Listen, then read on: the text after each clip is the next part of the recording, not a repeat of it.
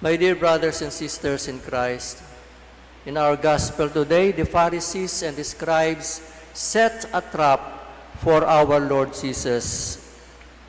They wanted to catch him violating their interpretation of the third commandment, that is, to honor the Lord's day.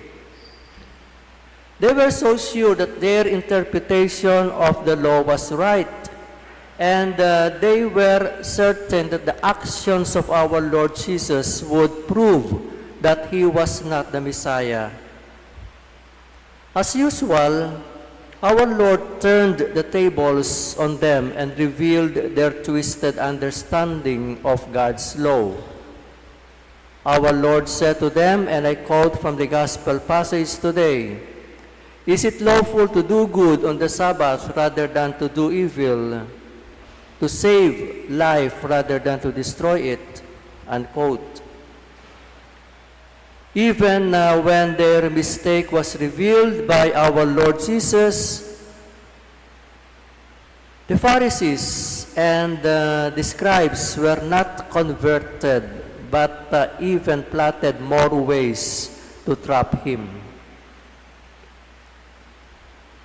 My dear friends, we must be open always to the conversion of our hearts from our way of thinking to the wisdom of God. That St. Paul writes in his letter to the Corinthians, "We should not let pride reign in our hearts, for it blinds us from seeing the truth." He uses the analogy of how a little yeast affects all the dough. He advises us to clear out the old yeast, that is, the yeast of malice and wickedness.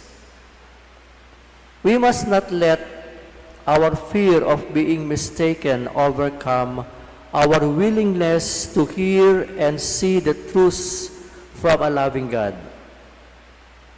Let us not be like the scribes and the Pharisees who set traps for God. Let us be humble, obedient, and not hide our need, so that our Lord will be able to heal us. Let us be humble to admit that we are imperfect and blind, that we need healing so that our Lord can restore us. Let the Holy and Triune God enfold us with wisdom and grace.